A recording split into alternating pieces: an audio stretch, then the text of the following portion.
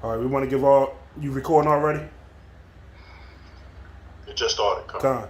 All right, we want to give all honor and glory to Yahweh, by Hashem, Yahweh Shah, by Hashem, Abakwah Kadash. Double honors to the elders and apostles of Great Millstone. And it's sincere shalom, all the Akim laboring in truth and sincerity and sound doctrine. Lord willing, this is edifying. Just want to go into some prophecy, and title of this lesson is Columbus Day. Enjoy it while it lasts. Because we're here in Babylon, and Babylon is full of folly days and days of no real importance for us Hebrew Israelites, but it's a very high importance of these Edomites and these other nations which had turns having us in captivity. And of course, we all know the story of Cristobal Colon, who go by Christopher Columbus, who he himself was a so-called Jew, one of the 1948ers. But he went on a voyage to so-called claim an area or a land of the world that ultimately is not his, because as we bring out these scriptures, you'll see that the world was made for the sake of the Hebrew Israelites, and that the only reason why we're here over in Babylon the Great is to serve out our sentence in slavery, bondage, because we sinned against the Lord. So we're going to start off in Habakkuk, the 2nd chapter. The main point is at 6, but you can start at 1 up. All right, come. Habakkuk 2, verse 1. You hear me good out? Khan, yeah, you 2 out. Habakkuk 2, verse 1. I will stand upon my watch and set me upon the tower, and will watch to see what he will say unto me, and what I shall answer when I am reproved. And Yahweh answered me and said, write the vision and make it plain upon tables, that he may run and read it. And we're making it plain. I'm sluggy, yeah, it's a little delay, but we're making it plain upon tables by bringing out the prophecy in its correct breakdown. This is a vision, and when you read these scriptures, you got to be able to envision actually what was going on. Like, take for instance when Ezra seen himself in a vision. We got to be in that same mindset of when we read, like, even as a child, your imagination, you will read certain books, your imagination will run wild, you will play with toys. You'll imagine your toys actually coming to life, and we got to be almost in the mind of a child, because they envision things better than adults. So when we read these things, we got to envision it, okay? It says, and the Lord answered me and said, write the vision and make it plain upon tables, that he may run that readeth it. And when we read this and heard these words, it resonated with our spirits, where we can put 2 and 2 together to see that the story we was fed as children, about Christopher Columbus and the Pilgrims and the good that he did, was actually a lie. Got it. Come. Habakkuk 2, verse 3. For the vision is yet for an appointed time, but at the end it shall speak and not lie. And we at the end, Yeah, real quick, my bad. It's a delay. But we're at the end. We know through prophecies that we are at the end times. We're about to be freed out of our captivity. 2/3 of our own people about to be put to death, and the kingdom is going to be translated from one to another. Come. You got it. Though it tarry, wait for it, because it will surely come. It will not tarry. Behold, his soul which is lifted up is not upright in him, but the just shall live by his faith. And we see that the soul of the so-called, the self-proclaimed white man is not upright. He's not an upright figure, We are supposed to be the upright. We're supposed to be the righteous. We're not supposed to slither around like a serpent like he does, man. God. You got it. And behold, his soul which is lifted up is not upright in him, but the just shall live by his faith. Right? And that's a good precept, because we don't, in this truth, we don't go by skin color. Right? An Edomite that might look like a so-called white man, he might be a Jake. He might be a Hebrew Israelite, right? But Edomites, right? The nation of Edomites, their soul is not upright in them, all right? Because when you go to Romans 8:16, what's that scripture at? It said, though it bear witness that we are the children of Yahweh. God, I got you. Right? I got you. Hold up. Yeah, because you might be talking to a so-called white man on the highways and byways. You can't condemn him until he starts speaking. Right? So Romans 8:16 is going to come and play. Yeah, this is Romans chapter 8 and verse 16. The Spirit itself bear witness with our spirit that we are the children of Yahweh. That's right, that we are the children of Yahweh. You know what I'm saying? So you got to talk with him. Right? And hey, once you start talking to him, you're like, yo, you know what? This dude might be a Hebrew Israelite. You know what I'm saying? That's right. Right? Because he believed in God. You know, he believed in the Most High. He believed in his word. You know, but a typical Edomite really don't believe in Esau. I mean, he don't really believe in the Most High. Right? All right. So now, when you go to Habakkuk 2 verse 4, behold, his soul which is lifted up is not upright in him, but the just shall live by faith. Right? Esau, his spirit is foul. Right? According to the scripture, I think it's Psalms 10 or Psalm 14. The scripture says, none. There's not even one that believe in the Most High, man. That's right. Okay, that's the point I just wanted to bring out. God. Habakkuk 2 verse 5. Yea, also, because he transgresses by wine, right? He is a proud man. There we go. He is a proud man. Go ahead, Al. No, you got it. I was just laughing. Yeah. He is a proud man. Neither keepeth at home. Hey, and that's the thing. Salak, yeah, come on. It say, yea, also he transgressed by wine, which is his philosophies. You know, he came with that indoctrination. When he came over here in those ships, like they show in Apocalypto, he had that cross. He probably had that image of Cesare Borgias, Rapus Christi. You know, Jesus Christos. You know, he indoctrinated the minds of the people with his wine, his philosophies. They say he is a proud man and keepeth not at home. You know, he has to go, he goes around the world, you know, stamping his flag and claiming lands that is not his, naming them after himself. Like every city has a Columbus, or you got Columbus, Ohio. You got, you know, you got the name of these different so-called conquerors, which were conquistadors that claim lands, and instead of staying put where he was always meant to be, but the Lord gave him, you know, freedom to do as he pleased for a season, and we're coming near to the end of that season. You got it out. I got a precept out. Come. You hear me? Yeah, come. Psalms 49:11. The inward thought is that their houses shall continue forever, and their dwelling places to all generation. They call their lands after their own names. Hey, that's straight and to the point. You know, they named the lands after their names. Scipio Africanus, which is named for the continent of Africa. Amerigo Vespucci for America. Europa. I forget the history and what Europe got its name from, but I think it was a queen. One of those wicked Edomite queens, I think, you know.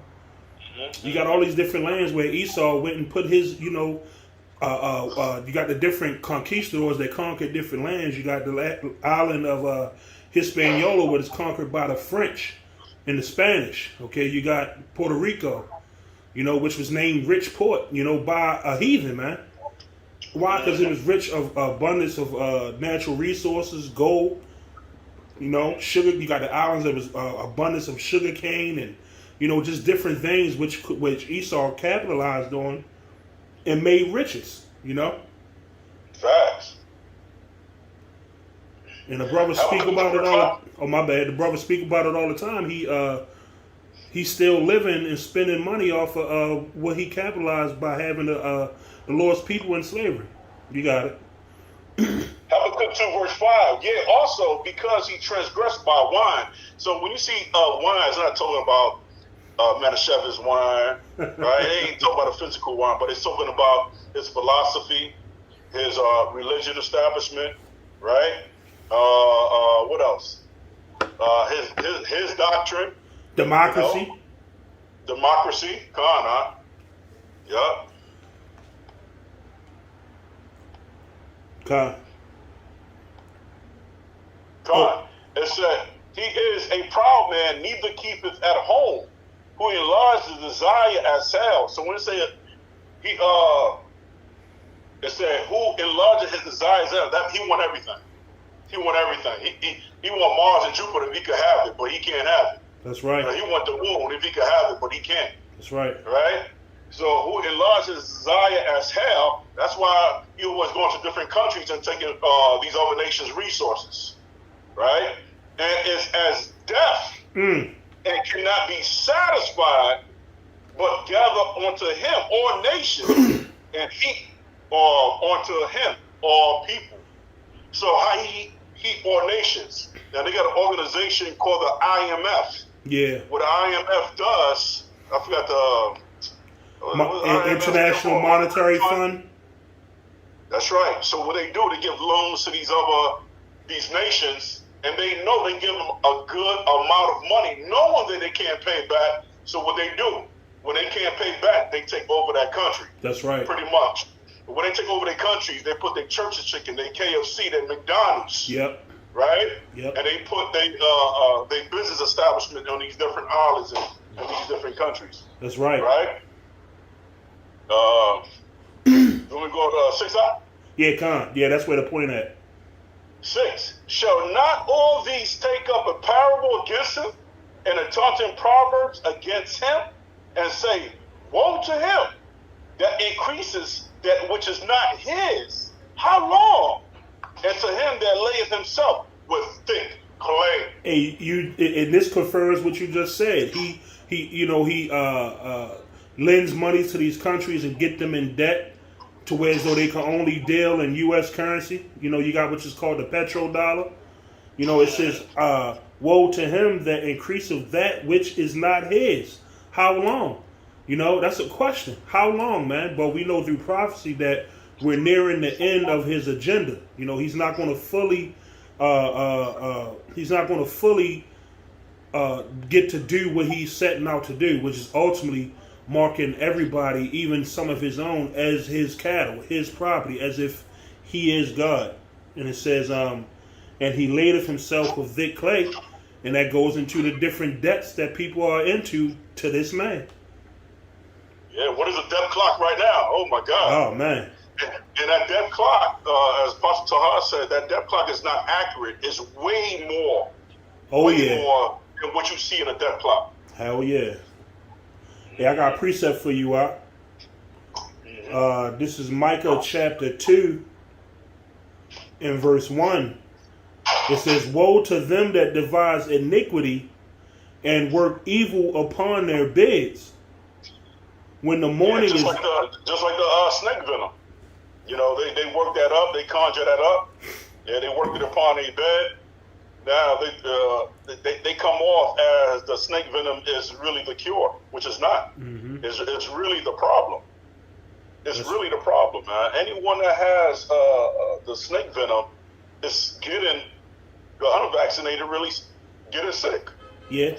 Okay, that's what happened to my wife aunt. She lived in Tampa. She refused to take the snake venom, but her son took it and started breathing. You know, they live in the same household and started breathing all over her. Guess what? She's sick. They're going to pull a plug tonight or tomorrow. They're going to put a plug on her. Wow. Hey, yeah. And that's heavy because I had an ex that I used to deal with. You know, her, you know, she was speaking against it at one point about getting the venom. You know, now she got it just to travel. And she spoke of her uncle got it, her grandmother, and they stand with some relatives where nobody in the house had it. Now everybody in the house got it except the two that already took that venom. And they like, see, you need to get it. You know, trying to convince me, you need to get it because everybody in the house sick and they not. I said, I know why, because they are the pastors. They passing that shit around, man. You know, and that's Esau, part of Esau's agenda to pit people against each other. You know. The bit against the unbitten, you know. And if you've been listening to the videos, you can put 2 and 2 together and see exactly what it is we're speaking of.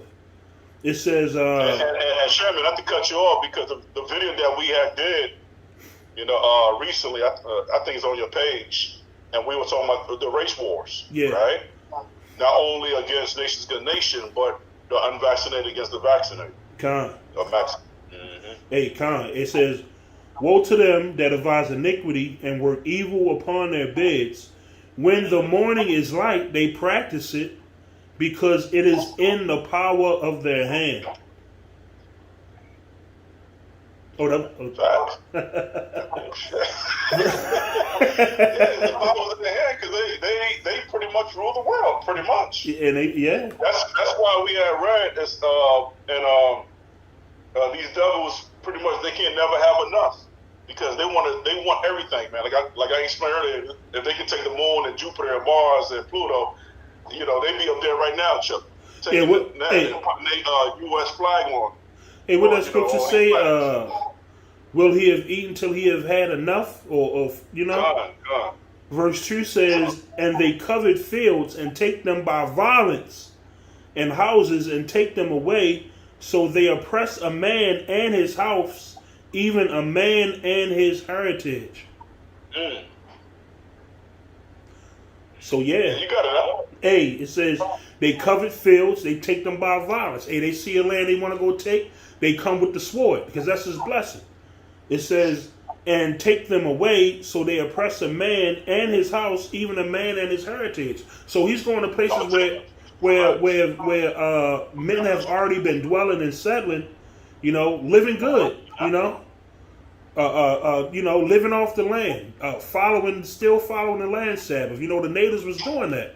But here comes this devil, that oppressed that man, even his heritage. Now we know that Northern Kingdom and other Israelites, they started going off and worshiping other gods. But ultimately, this just shows you and fulfills prophecy of this man sneaking around and snooping around, going where he doesn't belong, man. Gone. Hey, that Habakkuk is a bad chapter, though, man. But Habakkuk 2? Oh, yeah. Yeah, that's a bad chapter, man. Come, man. Yeah, it explains everything, man. Habakkuk 2 and Obadiah, these are small books, but it's very powerful, and it indicates who Esau is. That's right. And who's the wicked. That's right. Right? Because who's doing this? It's not the Chinese, it's not the Japanese, it's who? It's the Edomites. Yeah, hey, right? They want to pass it off. Enlarges his desire as hell. This dude wants everything, man. Esau wants everything. Yeah. Mm-hmm. Let me get could you get 2 Esdras 13 and 41? Because we're going to go and prove that Northern Kingdom was already here before Cristobal Colon even stepped foot.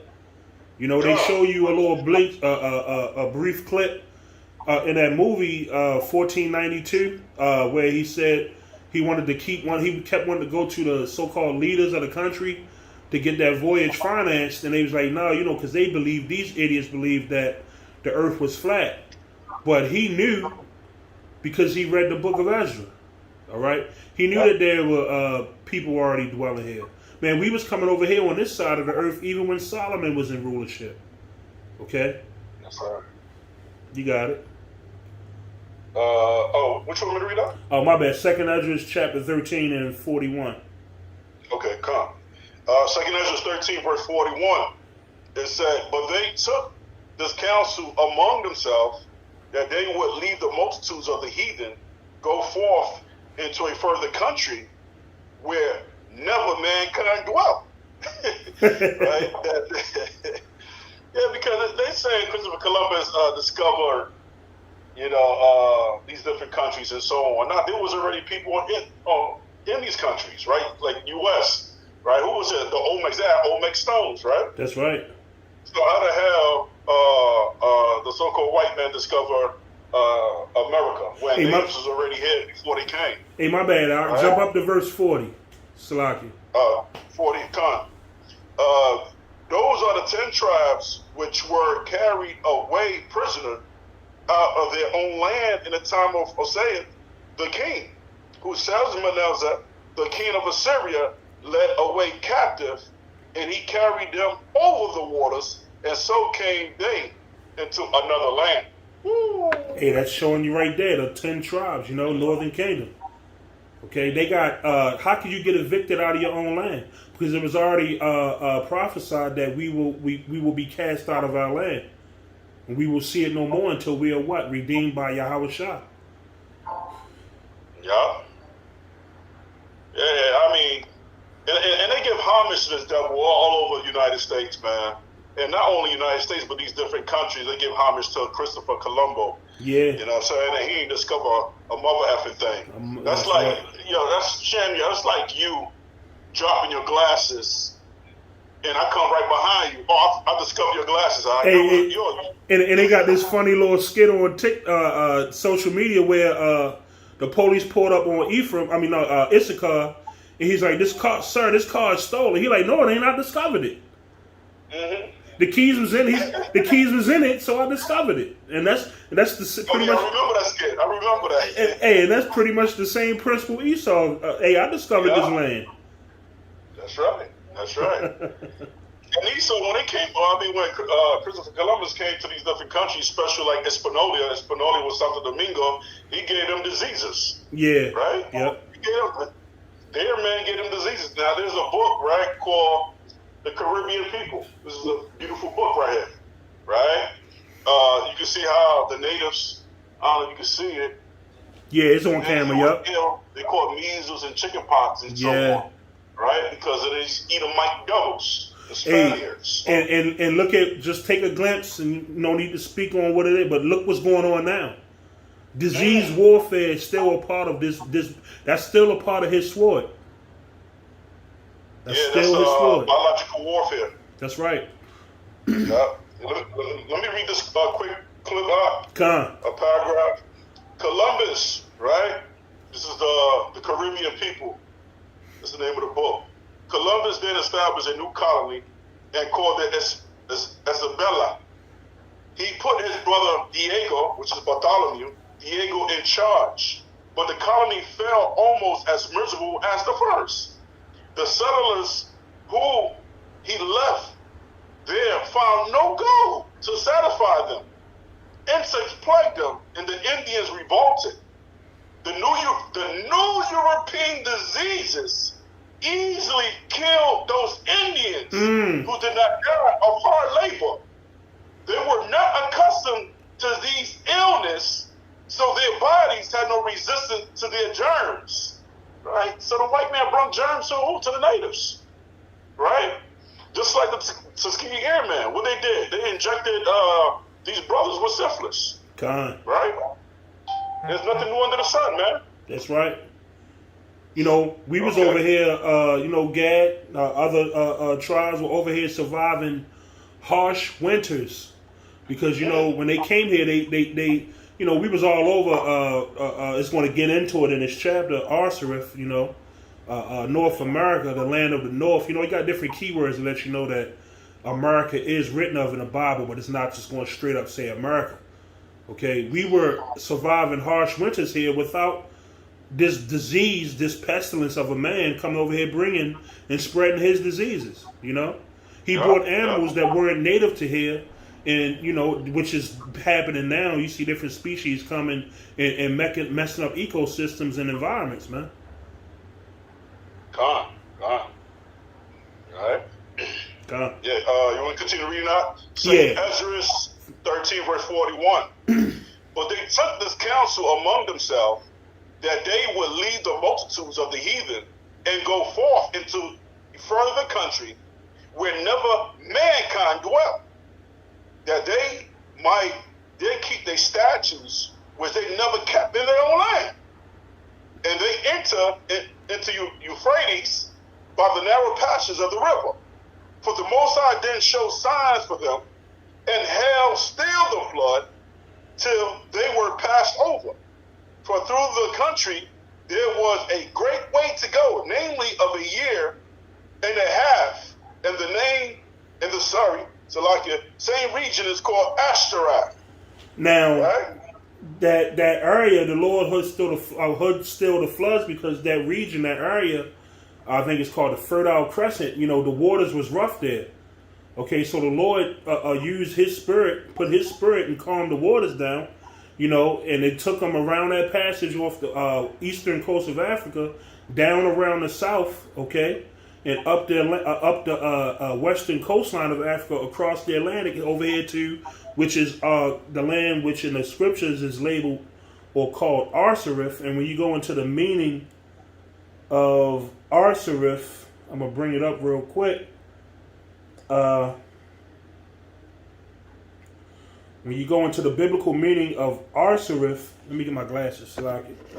It says, this land to which the 10 tribes were deported, 2nd Ezra 13 and 45, it is described as another land lying a year and a half's journey beyond the river Euphrates. It probably answers to the Hebrew Eretz Asareth. Yeah. Is Akarath?